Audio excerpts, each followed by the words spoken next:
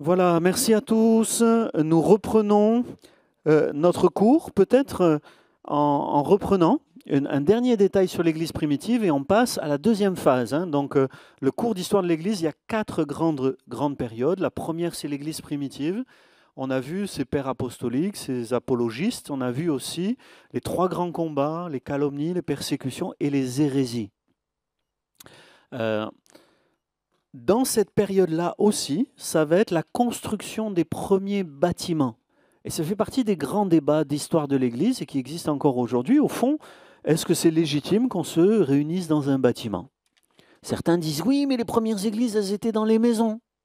Alors est-ce que c'est normal qu'aujourd'hui on fait l'église, on n'est pas dans une maison? Oui, ça existe aujourd'hui ce débat, je ne sais pas si vous le savez, mais ça existe.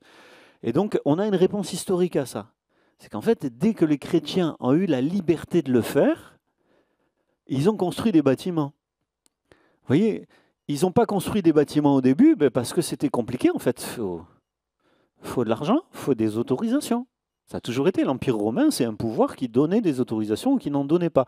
Or, j'avais expliqué justement la dernière fois, vous l'avez dans la vidéo, que rapidement, les chrétiens ont été mal vus, souvent dénoncés par les juifs, puisqu'ils se séparaient de la synagogue, les juifs les dénonçaient auprès des autorités romaines, et les autorités romaines, elles disaient « Oh, vous n'êtes pas juif, il n'y a que les juifs qui étaient exemptés d'offrir un culte à l'empereur. » Et donc, dès lors que vous aviez un chrétien qui n'était pas juif, même un chrétien juif, ils étaient dénoncés par les juifs comme étant hérétiques. Donc, du coup, des fois, les autorités romaines disaient oui, tu es juif, mais maintenant que tu n'es plus à la synagogue, l'exemption du culte rendu à César, ça ne marche plus pour toi. Et donc, même certains chrétiens juifs, mais surtout les chrétiens non juifs, on leur disait maintenant, tu dois offrir un culte à César. Ou sinon, tu fais rupture avec l'Empire. Et ça, je l'ai expliqué la dernière fois. Et donc, vous comprenez que c'était compliqué d'avoir des bâtiments ouverts, des bâtiments publics. Donc, on était souvent dans des maisons. Et les premières églises étaient dans des maisons. Maintenant, c'est intéressant, il y a un historien, Backhaus, dont je vous ai montré le livre la semaine dernière, qui explique que les premiers bâtiments datent du IIIe siècle. Donc, cette période de l'église primitive, on construit les premiers bâtiments pendant une période de tranquillité. Comme je l'avais dit, toute cette période, il n'y a pas des persécutions en permanence. Et il n'y a pas des persécutions partout dans l'Empire. C'est sur dénonciation que les chrétiens sont attaqués, donc des fois ils ne sont pas dénoncés. Et puis il y a des endroits plus calmes que d'autres, et puis il y a des empereurs qui vont chercher les chrétiens, et puis il y a des empereurs qui disent allez, laissez-les tranquilles, qui sont tolérants, plus laxistes, moins rigides dans l'application des lois. Les chrétiens ont bénéficié des systèmes les moins rigides. Dès qu'un système était très rigide, les chrétiens étaient persécutés, vous voyez, bon, sous l'Empire romain. Et donc au IIIe siècle, par exemple, entre 222 et 235, à l'époque de l'empereur Alexandre, ça a été une période où on retrouve les plus anciens bâtiments chrétiens. Et il y a même un conflit qui est arrivé devant l'empereur sur un bâtiment que l'Église avait acheté. Donc l'Église achète un bâtiment, mais il y a des traiteurs qui donc veulent faire du business de nourriture, si je comprends bien, qui disent non, mais nous on veut ce bâtiment, et qui vont dénoncer les chrétiens à l'empereur. Donc ça, c'est resté dans l'histoire. Ils vont dénoncer les chrétiens à l'empereur en disant mais c'est illégal là.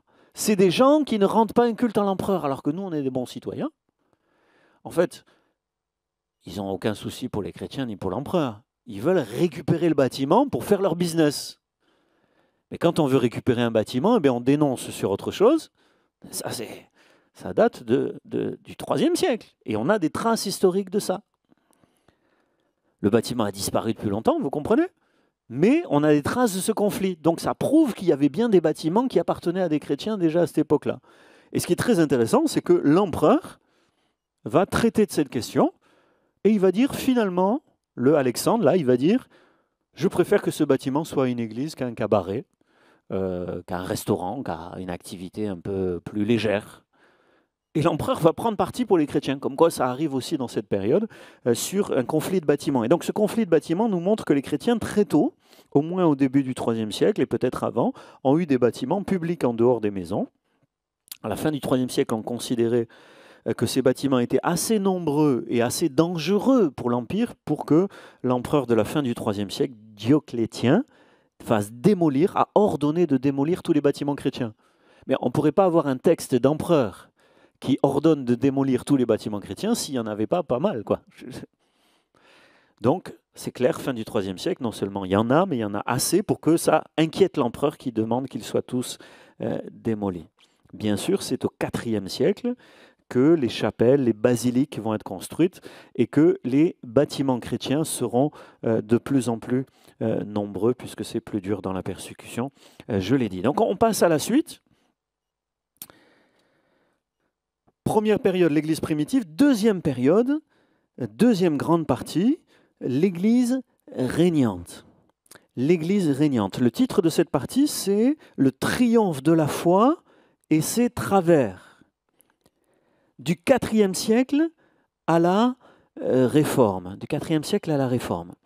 Et ici, c'est intéressant parce que donc l'Église va gagner, mais en gagnant, elle va dériver. Il y a l'épreuve de la persécution, et puis il y a l'épreuve du succès. Je ne sais pas si vous y aviez déjà pensé, mais quand on fait l'histoire de l'Église, on se rend compte que le succès, la popularité est aussi une épreuve, et je vais essayer de vous expliquer comment ça s'est passé historiquement. Donc on va voir ensemble ce qu'on appelle l'Église impériale, l'Église de l'Empire romain, avec une première sous-partie, l'accès au pouvoir. Comment les chrétiens ont accédé au pouvoir? Alors ici, j'attire juste votre attention sur le fait que du IVe siècle à la Réforme, c'est la plus grande période en temps, en durée. 1000 ans de règne sur la terre. Mais pas un règne très chrétien, très spirituel, on va le voir. Mais c'est une réalité historique. Le triomphe, l'Église régnante. Donc, sous Dioclétien, donc fin du IIIe siècle, début du IVe siècle, on a des persécutions généralisées, mais malgré la persécution, on considère que la moitié des habitants de l'Empire romain se sont convertis. C'est énorme. Les pires persécutions arrivent à la fin de l'Église primitive, juste avant la conversion de l'empereur. Il y a les pires persécutions. Avant Constantin, qui sera l'empereur qui se convertit, il y a Dioclétien, qui lui est un des pires persécuteurs. Donc jusqu'au bout, ça va être terrible, et même de pire en pire, jusqu'à la délivrance finale. Mais malgré toutes ces persécutions, certains historiens disent la moitié, d'autres disent un tiers, 33%. Bon, vous voyez, les chiffres, on les a pas. Même si c'était qu'un quart, 25%, mais c'est énorme déjà. En France, si on a 60 millions, un quart, c'est 15 millions. Vous imaginez si on avait 15 millions de chrétiens? Ça change la face d'un pays. Peut-être 30 millions, peut-être même la moitié. Bon. Le dynamisme de l'Église est énorme. L'Église a gagné le cœur des populations par la prière et la prédication sans aucun recours à la violence ni à la pression sociale. Et ça, c'est un fait historique extraordinaire qui caractérise l'histoire de l'Église.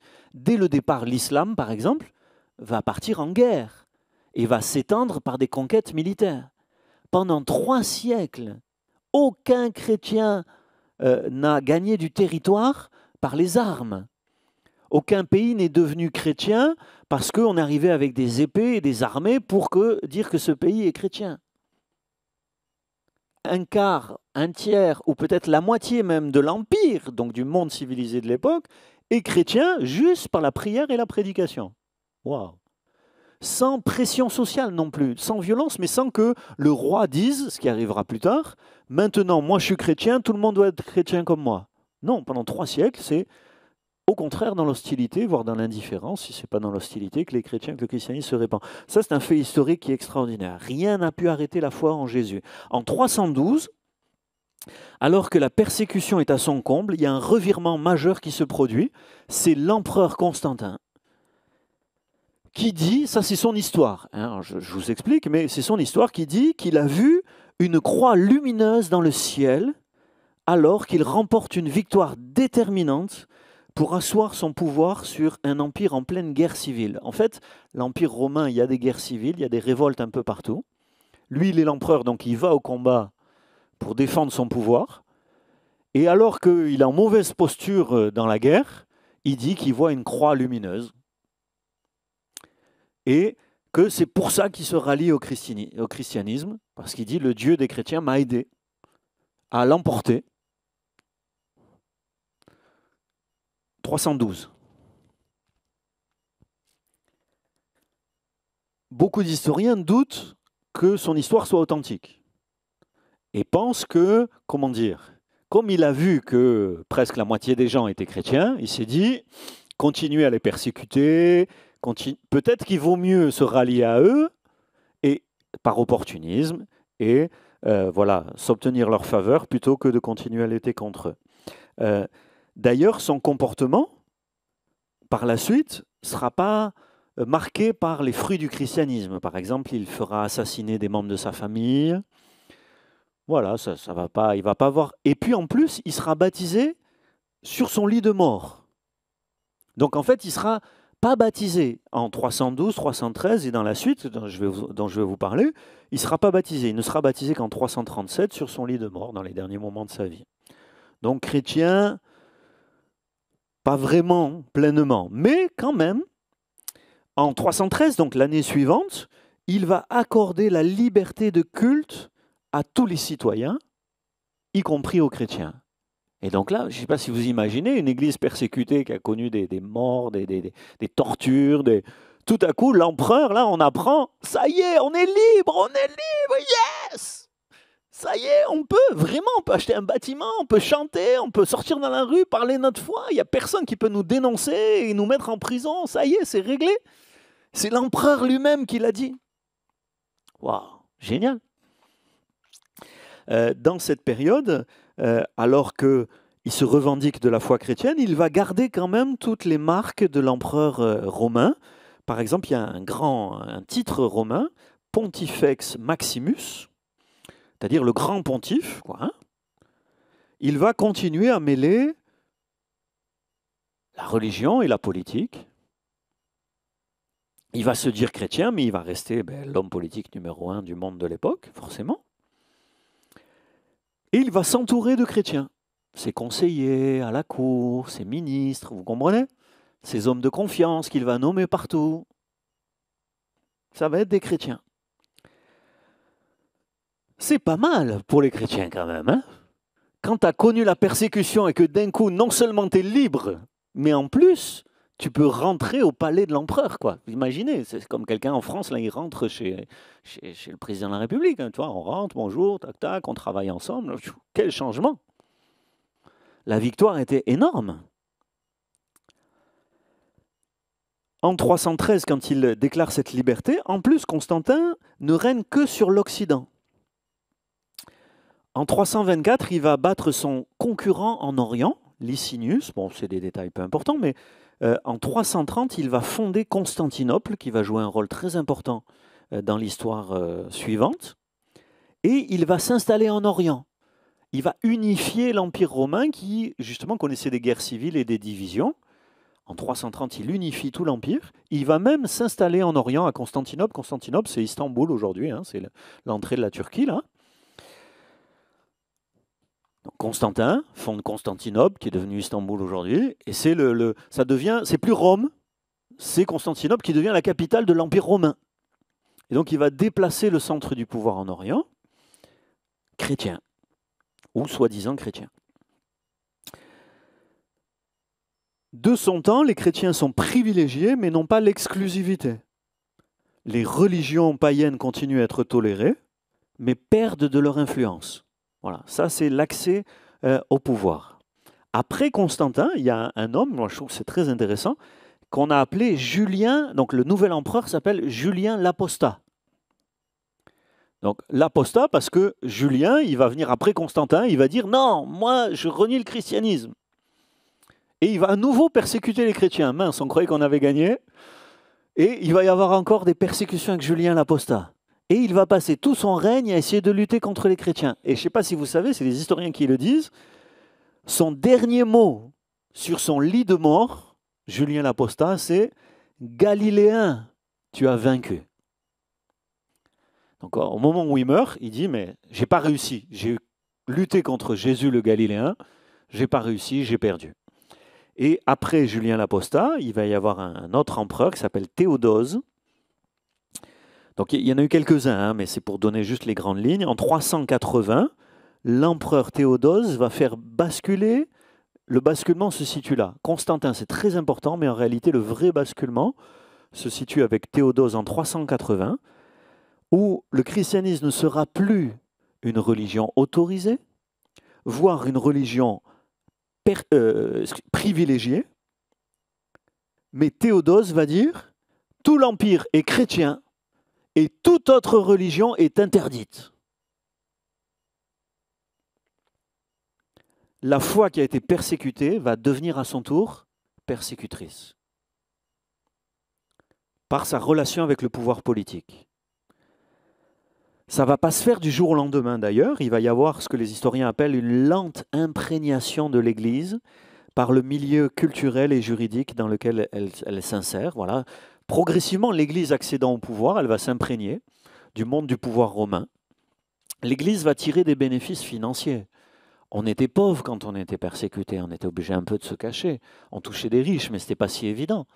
Quand tu as accès à l'empereur, tu fais du commerce, il favorise ton commerce.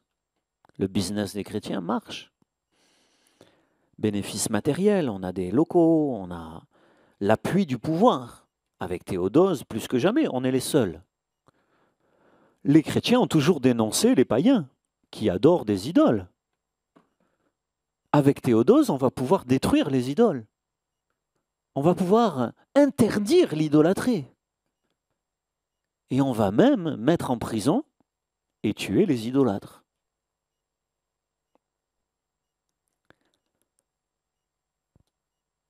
L'Église gagne, mais elle est influencée par le pouvoir et la société gréco-romaine avec ses travers. C'est dans cette période-là, par exemple, que l'Église, qui n'a jamais été antisémite, qui avait des combats avec les Juifs, mais il y a toujours eu des Juifs dans l'Église, mais dans l'Empire gréco-romain, il y a de l'antisémitisme.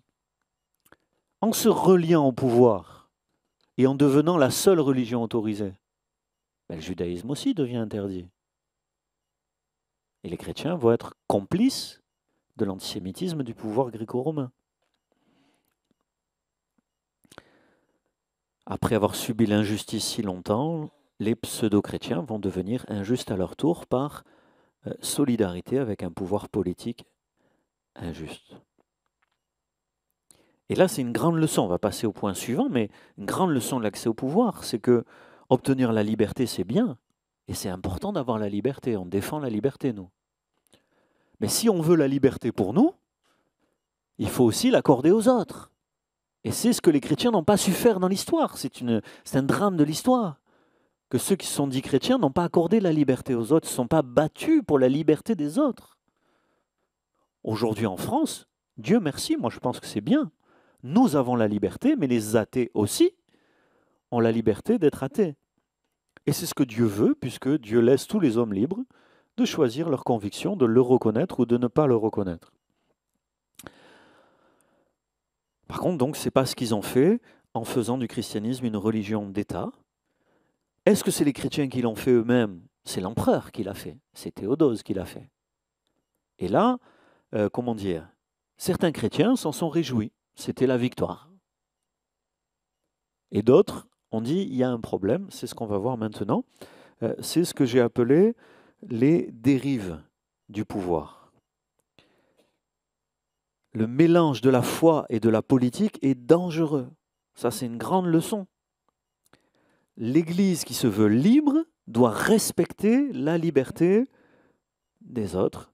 Donc nous allons le voir, toutes ces dérives du pouvoir.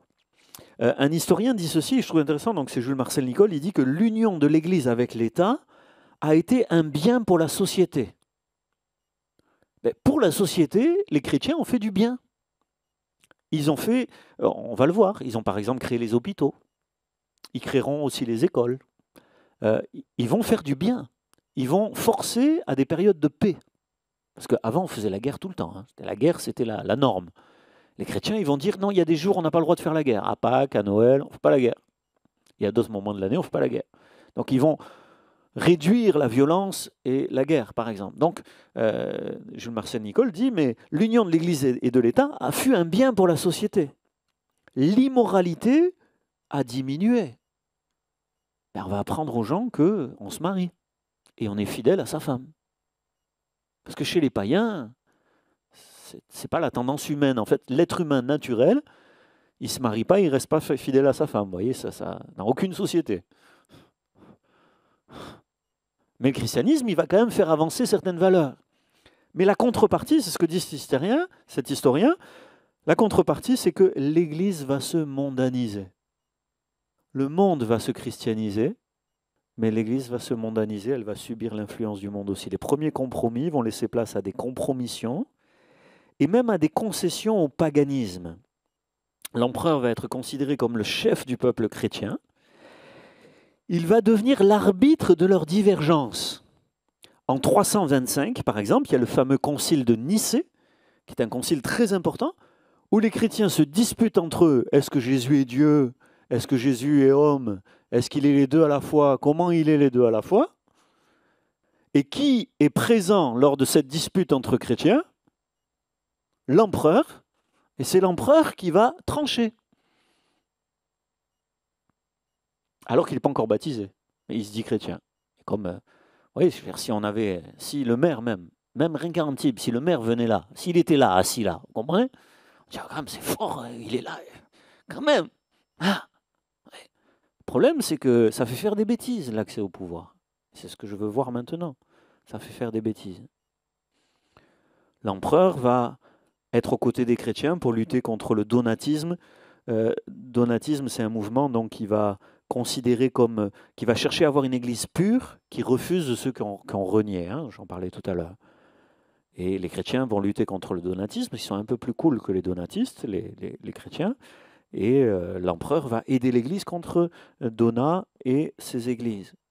Il va lutter contre l'arianisme aussi, bon, un certain nombre d'hérésies que j'ai mentionnées. Ainsi, l'Église accède à la liberté, mais aussi au pouvoir. Et elle abuse parfois de certains privilèges. En 392, toute pratique païenne est interdite. Les temples païens sont détruits. Dans tout l'Empire, on va détruire les temples païens. Alors, certains ne vont pas être détruits parce qu'il y en avait partout. Mais des grands temples païens, symboliquement, sont détruits un peu partout dans l'Empire. En 394, c'est les derniers Jeux olympiques. Parce que les chrétiens sont contre les Jeux olympiques. Je ne sais pas si vous le savez, historiquement, les chrétiens étaient contre les Jeux olympiques. Parce que les Jeux olympiques, alors aujourd'hui, ce n'est plus le cas, on courait tout nu. Et c'était la fête pour les dieux païens. Ils étaient dédiés aux dieux païens. Et il y avait des relations sexuelles dans tous les sens. Et puis, il y avait des sacrifices offerts aux dieux païens, qui étaient les dieux du sport, hein, de l'activité physique pour certains, etc. Et donc, les chrétiens sont contre les Jeux olympiques. Ils finissent en 394. C'est les derniers Jeux olympiques de l'ère ancienne.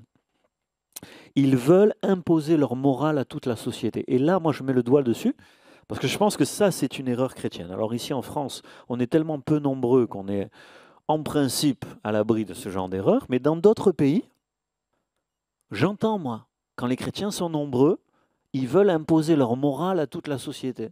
Et moi, il me semble qu'il y a une erreur là. Parce que la morale personnelle, elle peut être très exigeante. Entendez ce que je dis. Ta morale personnelle peut être très exigeante. Mais c'est toi qui te fixes tes propres principes. Mais quand tu veux imposer ta morale aux autres, quelque part, tu uses de violence morale, voire physique, mais au moins de violence morale. Jeûner et prier, par exemple. Tu jeûnes, tu pries, c'est ton choix. Mais quand tu commences à imposer à quelqu'un d'autre de jeûner et prier, c'est une pression morale excessive. On va déclarer dans l'Empire des jours de jeûne. Ceux qui mangent, le jour du jeûne, on va les traquer. Comme ça se fait dans le monde de l'islam aujourd'hui, hein, pendant le ramadan, vous ne mangez pas dans la rue. Hein. On ne vous voit pas manger. Parce qu'on surveille si vous jeûnez. Bon, c'est pour vous donner des exemples, que vous compreniez. Et c'est les erreurs que les chrétiens vont faire en leur temps, à leur manière. Les premiers hérétiques vont être exécutés à la fin du IVe siècle. On a des traces, fin du IVe siècle. On va mettre à mort des gens pour immoralité ou pour magie. On va faire des procès. Tu es un magicien, tu as fait de la magie, on te met en procès et on finit par te tuer à la fin du procès. Parce que les Romains, ils faisaient des procès. Hein. Dans tous les cas, il y avait des procédures. Le droit romain, c'était très important. Mais à la fin du procès, premières exécutions, fin du IIIe siècle. Certains chrétiens vont s'y opposer. Par exemple, il y a un gars que moi j'aime bien, qui s'appelle Martin de Tours. Martin de Tours, Tours, c'est où? C'est dans quel pays? C'est en France. Ah, encore un Français, tiens, c'est intéressant. Martin de Tours, il va dire hey, on ne peut pas tuer des gens au nom de notre foi, c'est pas possible. En réalité, les autorités politiques, séculières, non chrétiennes, même si elles se disent chrétiennes, les autorités n'ont pas le droit de se mêler des affaires spirituelles. L'Église, c'est l'Église qui s'en occupe. L'Empire, l'empereur, la politique, c'est autre chose. Il y a un gars, on a ses écrits. Il s'y est opposé là, à cette époque-là. Fin du IVe siècle. Certains chrétiens sont conscients qu'on va trop loin. Hilaire, par exemple, un autre gars qui s'appelle Hilaire, je vous lis une citation, vous l'aurez dans le cours, hein, que je vous enverrai. Moi, je trouve que sa citation, elle est extraordinaire. L'empereur ne nous fait pas mourir, mais nous enrichit pour nous faire perdre la vraie vie. Il ne nous jette pas dans les prisons, mais il nous enferme dans son palais en nous comblant d'honneur. Il ne déchire pas nos flancs, c'est-à-dire il ne nous frappe pas, mais il se loge dans nos cœurs. Il ne tranche pas la tête avec le glaive, mais il nous tue au moyen de l'or. Il ne menace pas de feu, mais il allume l'enfer. Il évite le combat pour ne pas être vaincu. Opportunisme de Constantin. Il évite le combat pour ne pas être vaincu, tellement le christianisme s'est répandu.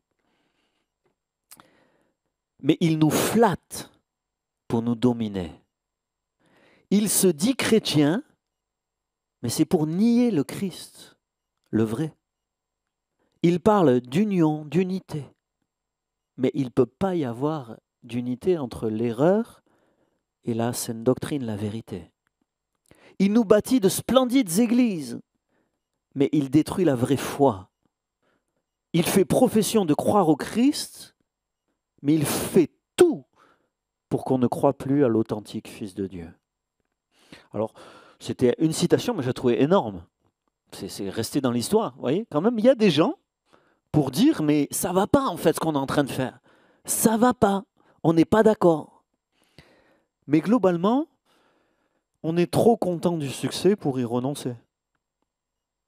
Parce que dire à l'empereur, on n'y croit pas à ta conversion, quand bien même elle serait vraie, c'est pas normal ce que tu fais d'aller détruire les temples, tuer des gens, même des magiciens.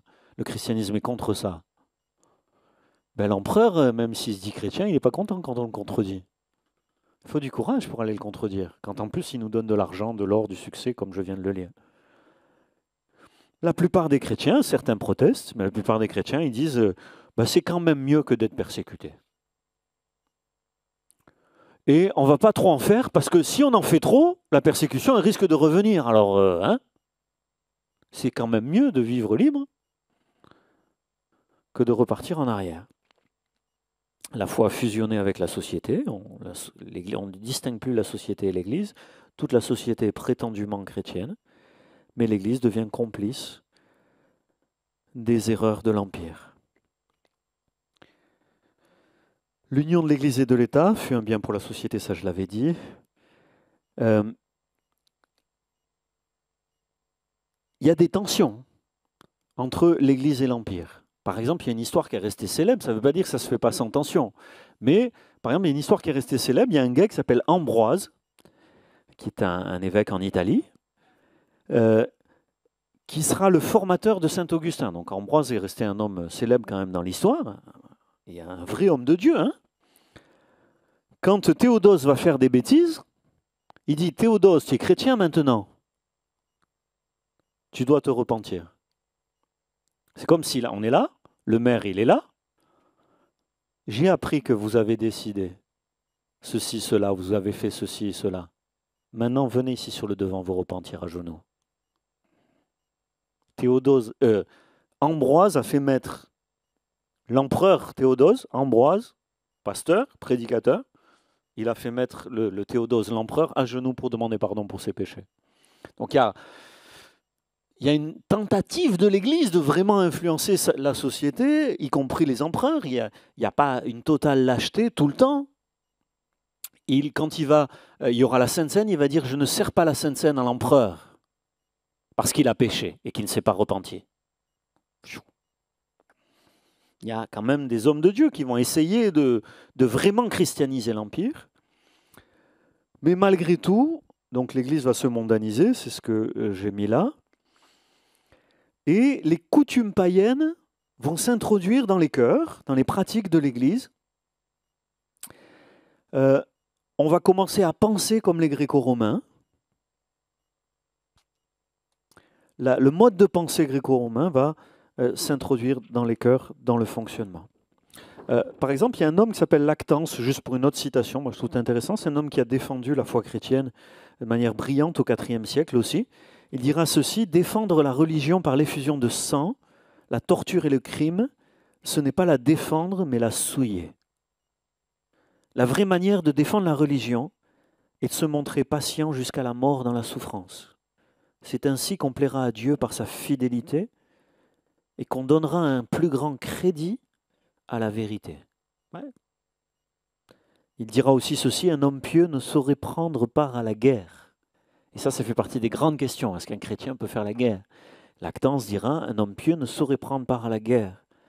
Il est toujours, c'est Lactance, c'est sa position, mais il le dira au IVe siècle. Pour lui, il est toujours illicite de provoquer la mort d'une créature à qui Dieu a fait le don sacré de la vie. Et donc, certains chrétiens vont s'opposer à la mise à mort des magiciens ou de gens qui ne partagent pas leur foi. Les réalités vont être très différentes. Dans les villes, les églises vont grandir, c'est intéressant. Et vous regardez encore aujourd'hui, il y a des grandes églises dans les villes. Dans les campagnes, les églises seront plus petites. Alors tout le monde sera obligé d'être chrétien, donc du coup il y aura des églises même dans les campagnes. Dans les villes, l'empereur ou les autorités auront une influence pour christianiser les gens, pour interdire les statues, les idoles. Mais dans les campagnes, les autorités sont moins fortes. Il y a moins de population, il y a moins de contrôle. Dans les campagnes, il y a des rites de fécondité partout. Je ne sais pas si vous le savez. Pour qu'un animal ait un enfant, chez les païens, il y a des rites.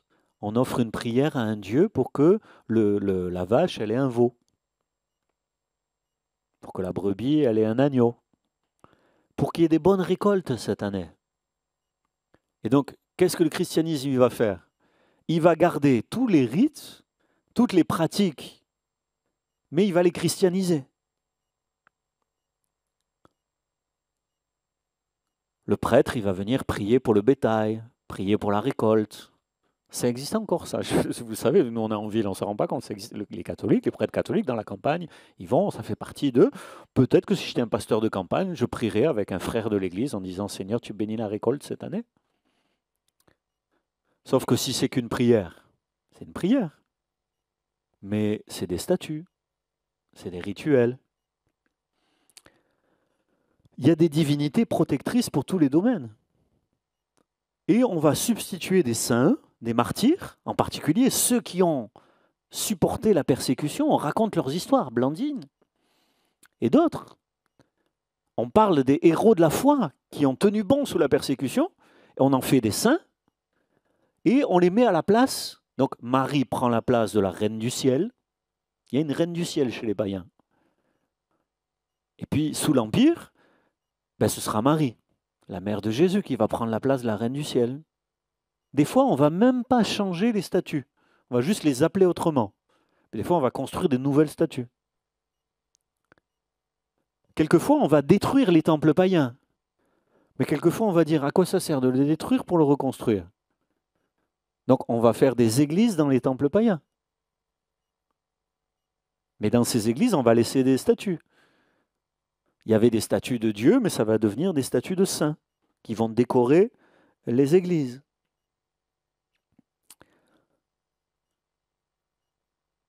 Il y avait un synode au début du IVe siècle, parce que ça c'est important, il y avait un synode en 306 qui avait interdit l'adoration des images. Donc, alors que l'Église était encore persécutée, un synode, c'est-à-dire c'est des responsables d'Église de plusieurs pays différents qui se sont réunis et qui ont dit « nous interdisons l'adoration des images ». C'était clair par rapport à la Bible. Hein, mais malgré cette décision qui avait été répandue et connue, on va commencer à rendre un culte aux images, à se rendre sur les tombeaux des martyrs. Parce que de tous les chrétiens qui ont été assassinés, plusieurs ont été enterrés et on a leur tombeau. Et donc, chaque année, on va retourner sur leur tombeau et on va commencer à adresser des prières pour eux, voire à leur adresser des prières. C'est un grand homme de Dieu, il est mort, mais il est auprès de Dieu. Il peut peut-être m'aider auprès de Dieu. On va commencer à leur adresser des prières.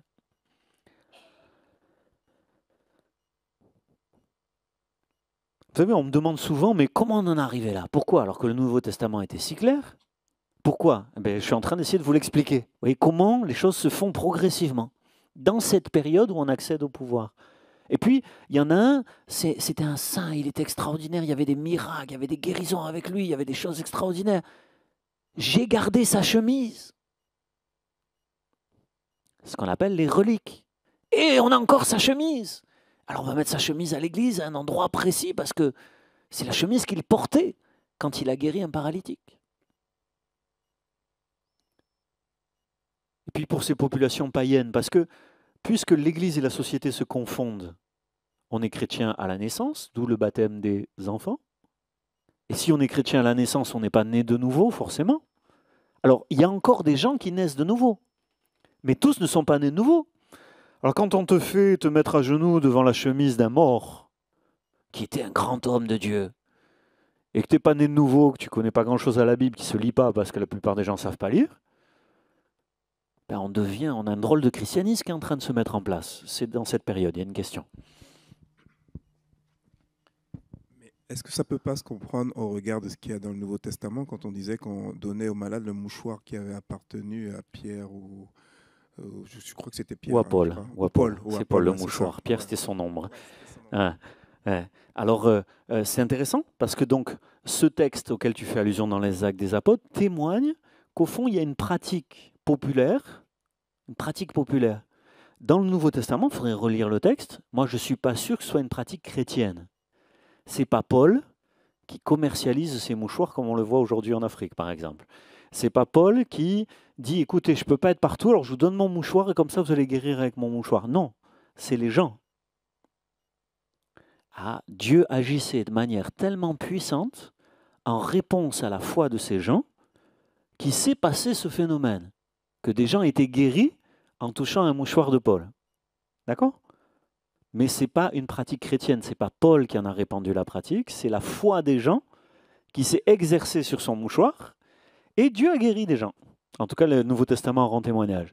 Est-ce que dans toutes les guérisons obtenues par les reliques et ce genre de choses-là, il n'y a pas une grâce de Dieu sur la foi des gens qui font appel à lui? Est-ce que, par exemple, moi, c'est un autre débat, mais sur les miracles de Lourdes, est-ce qu'il n'y a pas des gens qui ont crié à Dieu et Dieu leur a répondu? Mais ça ne veut pas dire que c'est une pratique chrétienne que de guérir avec des mouchoirs, ou de se mettre à genoux devant une statue, ou de prier quelqu'un d'autre que Dieu.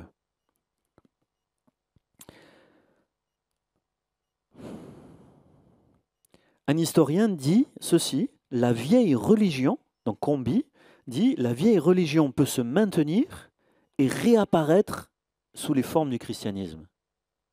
Et c'est intéressant parce que c'est un historien catholique qui dit bien que dans cette époque, la vieille religion, celle des païens, se maintient et réapparaît sous les formes du christianisme. Même les historiens catholiques le disent que c'est ce qui s'est passé. Un autre historien dit ceci, la société chrétienne se transforme rapidement par l'introduction en son sein d'un grand nombre de païens à peine dépaganisés. Donc ils sont christianisés, mais ils gardent encore plein de pratiques païennes. On se fait chrétien pour plaire à l'empereur. On agit plus par calcul que par conviction. Et ces nouveaux chrétiens restent absolument païens de pensée et mondains de cœur. Et ça, c'est un autre historien catholique qui le dit. Et je crois que c'est quand même une leçon pour nous qu'on ne doit pas chercher la quantité. On ne doit pas chercher à régner. C'est toujours une tentation, le pouvoir, l'envie de régner. Alors ça, c'était une citation que j'avais donnée. Je suis désolé, j'ai oublié d'appuyer sur les boutons. C'était Saint-Hilaire, mais je vous l'aurai dans le cours.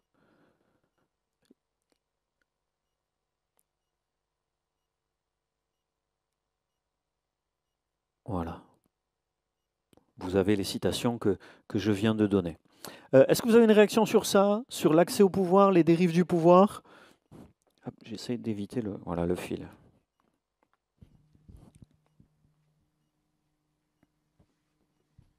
J'avais une question sur l'Église régnante, parce que ce qu'on voit, il y a beaucoup de choses que font les catholiques maintenant. Donc, est-ce que c'est la naissance de l'Église catholique Tout à fait. On dit souvent que les formes de l'Église catholique sur les 1000 ans qui vont suivre sont nées à cette période, 4e, 5e siècle. Et donc je vais en parler justement parce qu'il y a à la fois des belles choses et des choses un peu moins belles, mais c'est ça. C'est la naissance officielle de ce qu'a été l'Église catholique dans l'histoire. Par l'accès au pouvoir, elle est devenue régnante, mais elle a aussi développé la culture, pas mal de choses qu'on va voir maintenant. C'est exactement ça. Hein. Donc justement, le titre du point suivant, c'est celui-là. Les qualités de l'Église malgré tout. Quand le meilleur et le pire se côtoient. Et je pense que c'est important de ne pas avoir... vous voyez, en histoire, par exemple, hein, quand vous êtes à l'école, alors peut-être c'est ce que vous vous souvenez de l'école ou pas, mais moi je me souviens que c'était un peu ça. Nous, on était les Français modernes, vous voyez. Nous, la Révolution française, la République française. Et le Moyen-Âge, c'était les ténèbres. Bon, je simplifie, vous voyez, je schématise, mais quelquefois, c'est l'impression qu'on nous donne. Et en fait, ce n'est pas tout à fait exact. Le Moyen-Âge n'était pas si ténébreux que ça, et la République n'est pas toujours aussi lumineuse que ça, si on y regarde de près. Et donc, moi, je vais être honnête en disant qu'il y a aussi des qualités. Il y a eu des dérives, j'ai essayé d'expliquer comment ces dérives se sont faites progressivement par acclimatation avec le monde païen, mais j'aimerais aussi expliquer que le meilleur et le pire peuvent se côtoyer. La réalité, elle est rarement noire ou blanc. C'est ce qui pose problème. Des fois, on voudrait que l'histoire soit simple. Il y a les bons et les méchants. On voudrait que ce soit comme à la télé, tu vois, il y a le bon et le méchant et c'est clair. Mais des fois, je ne sais pas si vous avez remarqué, il y a des films parfois, le bon devient méchant, le méchant devient bon, tu ne sais plus, tu vois. Et d'ailleurs, si le film il se finit comme ça, à la fin, tu te dis « Ah, mais je ne sais plus » et tout. Mais c'est plus proche de la réalité, ça. La réalité n'est pas toujours si simple, elle ne correspond pas à nos schémas. En tout cas, la vraie vie spirituelle va se faire plus rare dans une société qui est tout entière chrétienne et où on est chrétien de naissance et où il va y avoir des conversions, des nouvelles naissances, des vrais chrétiens, mais ils seront mélangés aux autres. Tout le monde se dit chrétien et on ne sait plus qui l'est vraiment. Et il va y avoir un phénomène, c'est que ceux qui disent « nous, on veut être les vrais », ils vont plus se situer dans la société, mais ils vont sortir de la société pour dire « nous, on est les vrais disciples de Jésus, on veut vraiment pratiquer l'évangile, on veut être les vrais chrétiens ». Et c'est ce qu'on appelle le monachisme, donc les moines. Les moines vont être les grands représentants du vrai christianisme, celui qui prie tous les jours, celui qui lit la Bible, celui qui se consacre à Dieu. Déjà avant l'accès au pouvoir, certains s'étaient engagés dans une sorte de célibat volontaire. Dans le Nouveau Testament, il y avait les traces d'une possibilité d'être célibataire consacré au service de Dieu. Il va y avoir des ordres de veuves, des veuves qui disent « je ne me remarierai pas, je me consacre au service de l'Église ». Il va y avoir, avant l'accès au pouvoir, des ordres de vierges, des femmes qui disent « je me consacre à Dieu, je ne me marierai jamais, je veux servir Dieu ». Et des hommes aussi. Mais c'est après l'accès au pouvoir, au IVe et au Ve siècle, que ce phénomène va se développer. Et il ne va jamais cesser de se développer. Et dans toute cette période-là, il y aura un contraste entre les curés de ville, qui sont souvent liés au pouvoir, et qui font des bêtises, et on le sait, qui font des bêtises et qui ne sont pas des bons représentants du Christ. Mais pas tous, mais une dégénérescence du christianisme dans les villes ou dans les campagnes sous l'influence du paganisme. Et puis les moines qui, eux, vivent entre eux, de manière très disciplinée. Vœux de pauvreté, de chasteté, ils prient 7 fois par jour. Et ils se consacrent aux choses de Dieu. Ils vont avoir une influence de plus en plus grande dans l'Église parce que tout le monde va reconnaître, c'est eux quand il y a des miracles. Quand il se passe des choses spirituellement quand on prie, ben c'est les moines, c'est des gens consacrés. Ils vont avoir aussi une influence de plus en plus grande dans la société parce qu'ils vont sombrer dans une forme d'ascétisme. Comprenez qu'un moine, c'est une forme d'ascétisme, il ne vit plus comme les autres hommes. Ses vœux de célibat, imposés comme ça va être une forme excessive. Ils vont dévaloriser le corps. Gnosticisme, les Grecs qui dévalorisent le corps, la matière. Ils vont se vouloir tout spirituel en niant les réalités matérielles. Il va y avoir des excès. Mais ils vont être aussi les porteurs de la culture. Et ça va être déterminant parce que l'Empire romain va chuter. Donc l'empereur romain il devient chrétien. Et puis l'Empire romain va chuter. Qui est-ce qui va arriver après les Romains dans l'histoire, là, en Europe?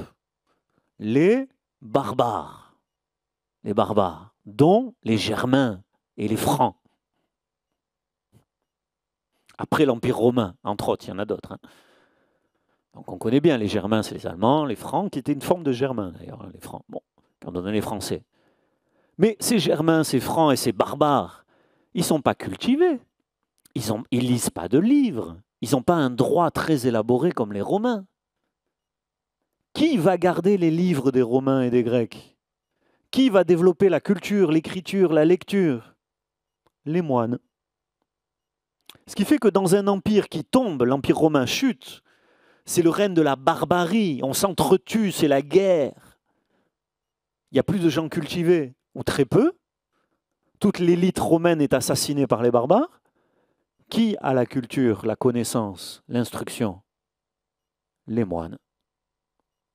Ce qui fait que dans la société après l'Empire, dans la société germaine, donc influencée par les Germains,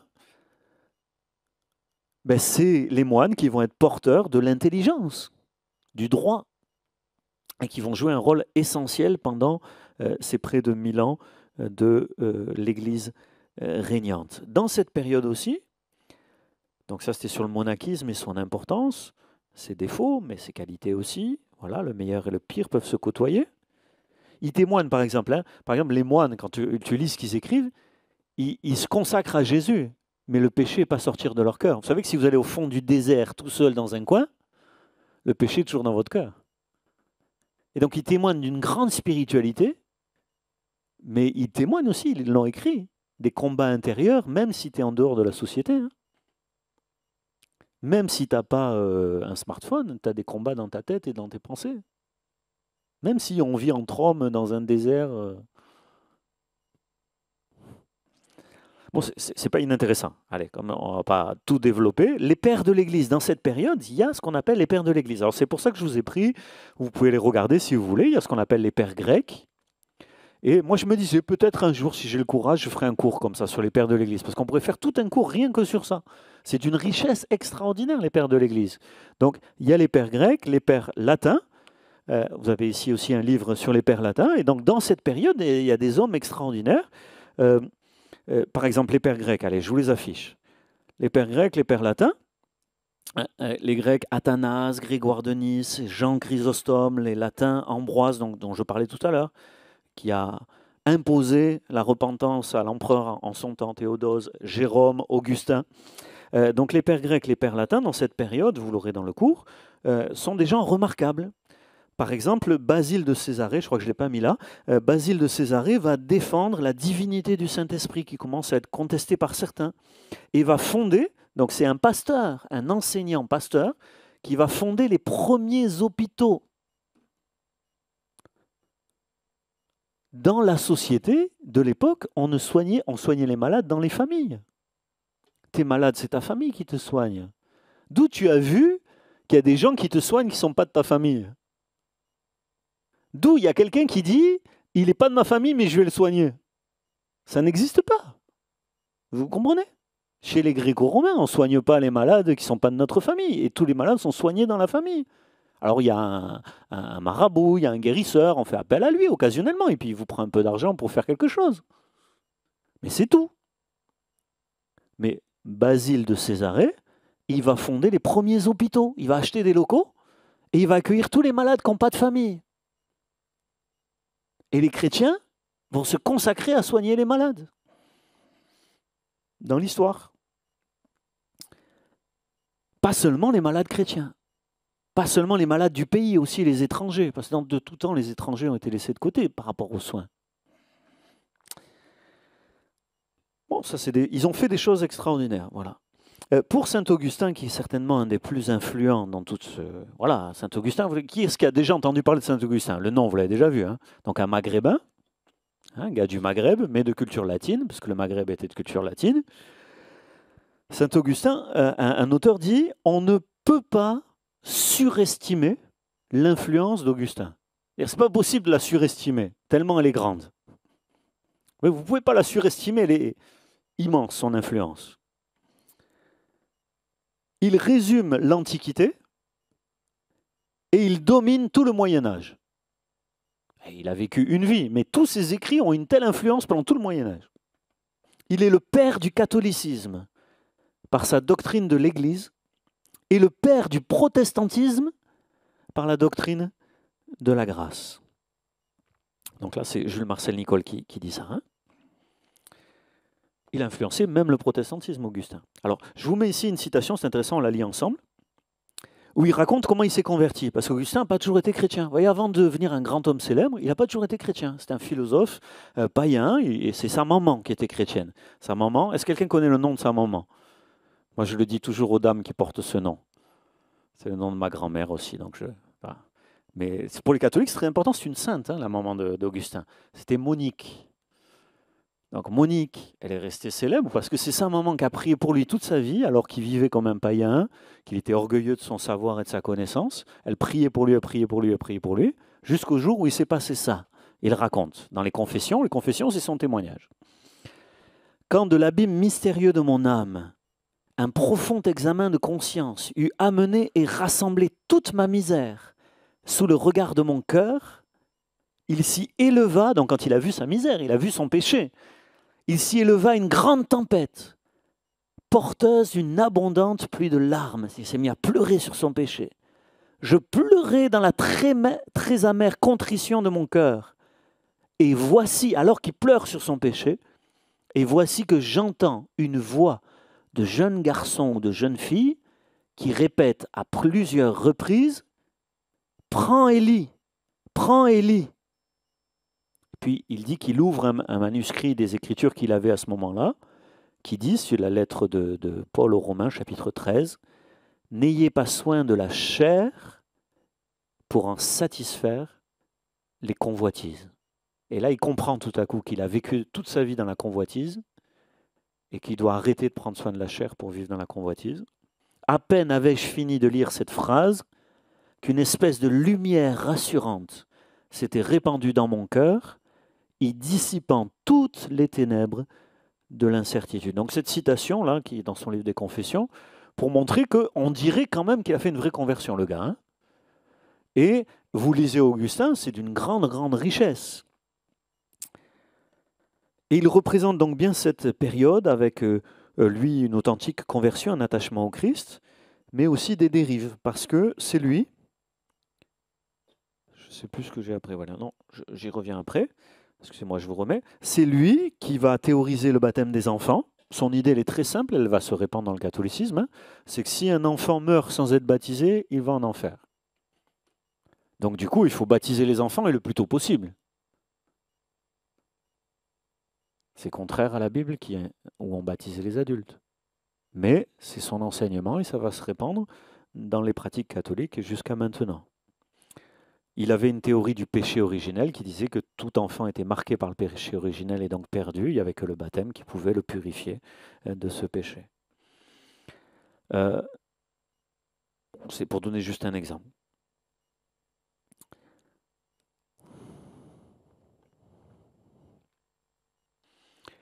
Dans la période, et en plus après je vais venir au Moyen-Âge, donc après l'Empire romain, comme ça on finit. Augustin, par exemple, il est resté célèbre pour un livre qui s'appelle La Cité de Dieu. Je vous avez entendu parler, La Cité de Dieu. Moi, une citation, je l'aime trop, je vous la cite comme ça de mémoire. Je l'aime trop, je l'ai appris à l'université. Vous savez qu'en fac, en université française, on apprend Augustin encore aujourd'hui, hein. Et il dit, il y a deux royaumes. Il y a deux royaumes. Il y a là le royaume de l'amour de soi au mépris de Dieu. C'est la cité de ce monde. Et il y a le royaume de l'amour de Dieu au mépris de soi. C'est le royaume de Dieu. Bon. Et donc la cité de Dieu d'Augustin, c'est une tentative de défense de la foi chrétienne. L'Empire romain s'écroule et les païens disent « c'est parce que l'empereur s'est converti au christianisme que l'Empire s'écroule ». Donc Augustin, il écrit pour dire « mais non, pas du tout ». L'Empire s'est écroulé de sa fragilité, de sa jouissance immodérée, des choses matérielles, de son matérialisme, de sa luxure. Il s'est affaibli progressivement et ce n'est pas le christianisme. Le christianisme n'a pas pu le sauver parce que l'empereur n'a pas respecté les principes du christianisme. Bon, voilà. Bon, Augustin, il fait la défense de la foi chrétienne dans ce contexte. Juste avant de passer au Moyen-Âge, et comme ça c'est ma conclusion, et puis on fera le Moyen-Âge la prochaine fois. En conclusion de cette période donc, du christianisme qui a acquis le pouvoir, outre les pères de l'Église, et donc le meilleur et le pire se côtoient. Les moines, les pères de l'Église ont des qualités, mais il va y avoir des dérives sur Augustin, je l'ai dit par exemple pour le baptême des enfants. Dans cette période, il va y avoir aussi des rapports de pouvoir entre les différentes parties de l'Empire. Comme ça c'est important et vous comprenez un autre aspect, on finit avec ça. Il y a des grandes villes et vont s'opposer les grands leaders de chaque ville. Alors il y a l'évêque de Rome, mais je l'ai dit, l'empereur il est allé s'installer à Constantinople. Et donc il y a aussi l'évêque de Constantinople qui lui, il travaille avec l'empereur en direct, ils vivent dans la même ville. Donc l'évêque de Constantinople va être très important. En Moyen-Orient, il y a Alexandrie, Antioche, Jérusalem et Carthage en Tunisie, donc au Maghreb, qui sont des grandes villes de l'Empire romain. Alexandrie, Antioche, Jérusalem et Carthage, en plus de Rome et Constantinople. Et tous ceux-là ont un évêque qui dirige l'église de la ville. Et ces évêques vont commencer à avoir des conflits entre eux, et en particulier les orientaux. Parce que de toutes ces villes, Rome est en Occident, mais Constantinople, Alexandrie, c'est en Égypte, Antioche, c'est en Syrie, Jérusalem à Israël, et Israël est détruit, mais c'est situé donc dans ce territoire-là, et Carthage au Maghreb. Donc toutes ces villes sont plutôt en Orient.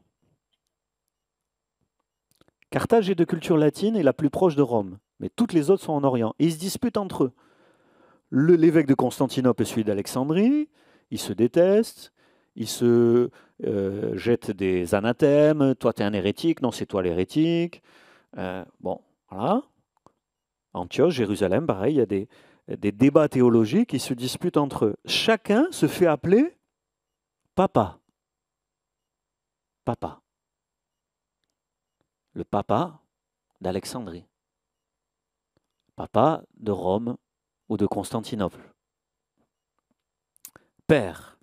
Jésus avait dit, ne vous faites pas appeler Père. Jésus l'avait dit. Mais c'est ce qu'ils font. Et au-delà de l'appellation, parce que l'appellation, à la limite, c'est un détail, ils vont prendre une autorité énorme, je l'ai dit tout à l'heure, hein, le monarcat épiscopal, en se disputant les uns et les autres. Et là, l'histoire rend témoignage que l'évêque de Rome, souvent, il va servir d'arbitre pour calmer les conflits entre Constantinople et Alexandrie, donc entre la Turquie et l'Égypte, ou entre la Turquie et la Syrie, Antioche. L'évêque de Rome, il va être apaisant. Et il va prendre un prestige, parce que lui, il n'est pas vraiment dans les disputes. En fait, Carthage est vraiment sous la domination de Rome. En Occident, c'est le plus puissant. Donc dans son territoire à lui, il est le plus puissant, personne ne lui fait concurrence. Et en Orient, on se dispute tout le temps. Et lui, il est souvent arbitre des disputes, il ramène la paix, et donc il gagne en prestige. Finalement, l'islam, vous le savez, va conquérir l'Orient. mais Rome va être préservée des conquêtes musulmanes. Et donc, tous ces phénomènes vont contribuer au prestige de l'évêque de Rome, qu'on va appeler pape. Alors, ça a été progressivement, c'est au VIe siècle. C'est au VIe siècle qu'il y a vraiment une papauté romaine qui est claire. Alors, on l'appelait pape avant, mais il n'avait pas la prétention de régner sur tout le christianisme. C'est à partir du VIe siècle qu'il dit, moi, maintenant, c'est moi, Dieu m'a institué pour être la référence du monde entier, en tant qu'évêque de Rome. Avant, on l'appelait déjà papa, mais on appelait aussi pape celui de Constantinople ou celui d'Antioche. Mais c'est à partir de ce moment-là qu'il dit, c'est moi, le papa de tous.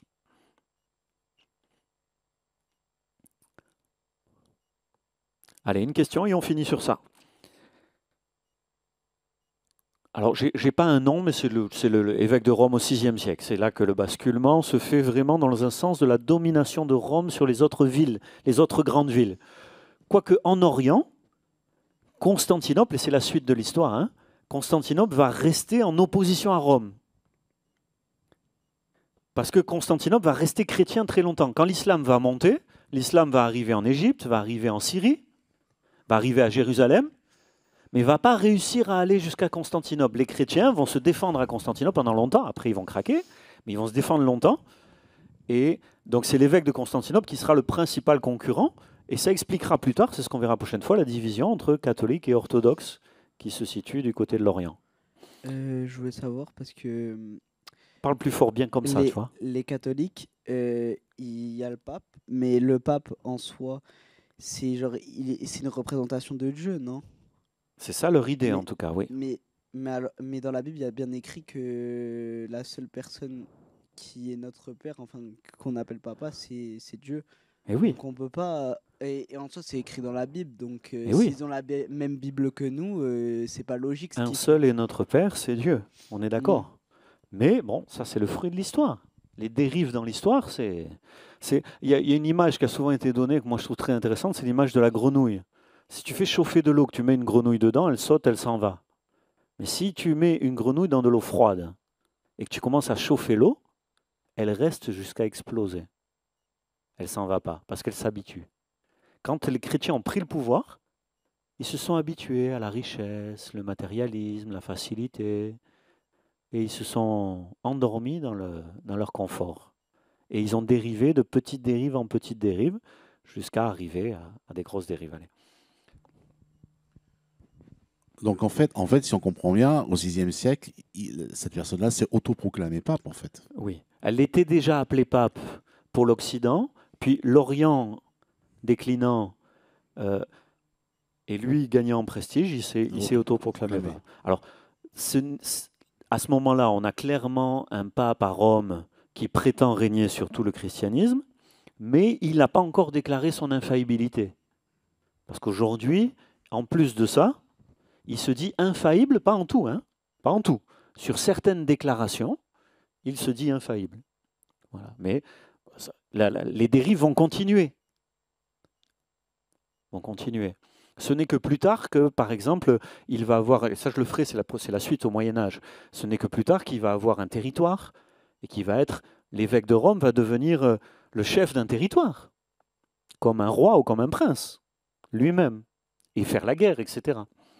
Mais pas encore au VIe siècle. Comment au VIe siècle il se déclare la référence suprême du christianisme pour tout le monde de l'époque. Mais il est encore contesté à Constantinople. Allez, une dernière question et comme ça on clôture. Tu parlais que l'Église était collégiale. Parle bien comme ça. Tu parlais que l'Église était collégiale. Collégiale dans le Nouveau Testament. D'accord. À Rome, il y avait un évêque, il y avait l'évêque de Rome, il se faisait appeler papa, mais il y avait une équipe, il y avait un collège. Oui. Et c'est ce collège qui a décidé qui est un pape. Où c'est l'évêque qui a dit maintenant c'est moi le pape. Alors, où il y avait cette charge qui avait été décidée. Je vais te répondre. Il me semble qu'il y a des évêques qui ont refusé cette idée de papauté. Oui, il y a des contestations, ce que je disais, mais c'est souvent les grandes villes qui contestaient. Mais ce que je voulais dire sur ça, c'est que le glissement s'est fait progressivement. il fallait bien, alors quand on a un groupe d'hommes, ça c'est une réalité, quand on a un groupe d'hommes et qui dirigent ensemble, il faut bien qu'il y en ait un qui est la voix dernière, s'il faut trancher. Entre hommes, c'est très important d'identifier l'autorité finale. C'est bizarre, mais ça doit relever de quelque chose chez les hommes, on a besoin de ça. Mais au départ, dans ce collège d'anciens, il y a un premier au milieu des autres. Mais il est premier au milieu des autres. Il ne prend aucune décision tout seul. Et il n'est pas considéré comme infaillible ou comme ayant autorité suprême. Il travaille dans la consultation permanente. Puis les persécutions, les hérésies, les difficultés, la culture latine. Les latins, on est des latins, nous on comprend un peu, les italiens, encore aujourd'hui, c'est la culture du chef, le capo. La culture du chef, la culture latine. Les Romains, c'est culture latine.